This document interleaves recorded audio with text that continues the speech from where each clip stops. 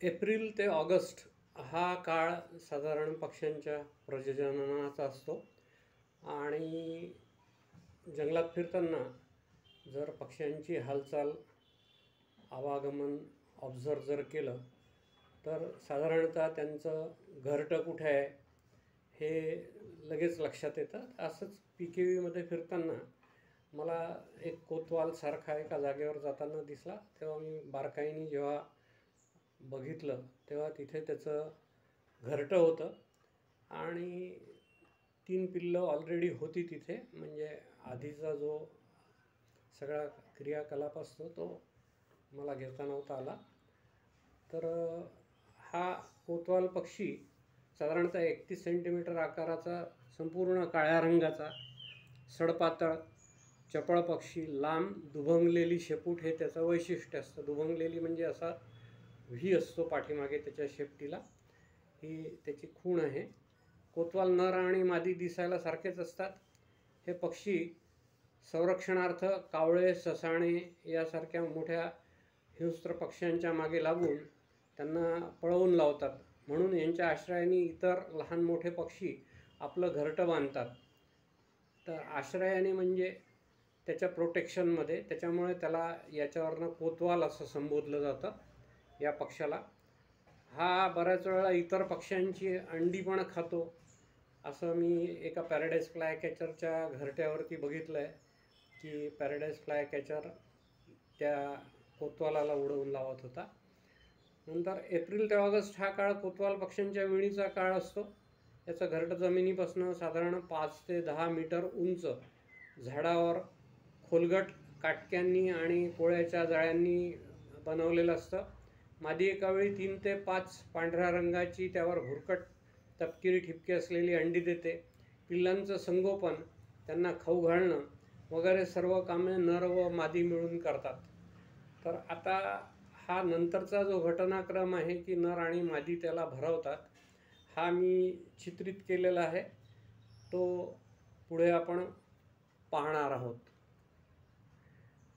मी माझ्या YouTube channel Hansraj मराठे Sinbad याच्यामध्ये तुमचं स्वागत करतो. आता आपण त्यांचं जे फीडिंग आहे, पक्षी कोतवाल जो आहे तो येतो आणि भरवतो, पण फार पटकन भरवतो आणि चालला जातो. फार काळ तो तिथे थांबत नाही असं दिसतं. चला बघूया.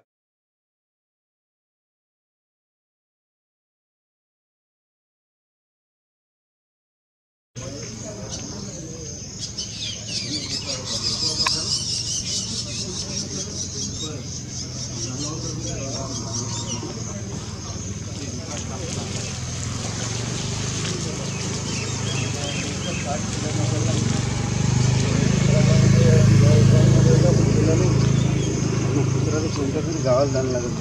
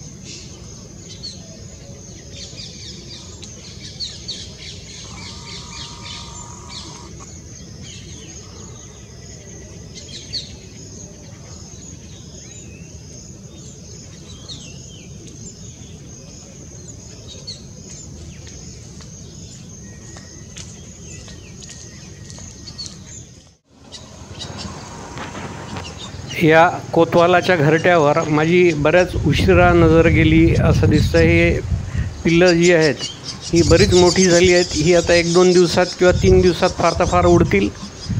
हा आता मोठा कोतवाल येऊन त्यांनी भरवलेला आहे. हा व्हिडिओ तुम्हाला जर आवडला असेल तर लाईक करा, सबस्क्राईब करा, शेअर करा. सबस्क्राईब करायचे पैसे नाही पडत. माझंही असा समज होता की काही पैसे पडतात, तेव्हा सबस्क्राईब करा म्हणजे तुम्हाला माझे नवनवीन व्हिडिओ हे असे ॲटोमॅटिक तुमच्या याच्यावरती दिसतील.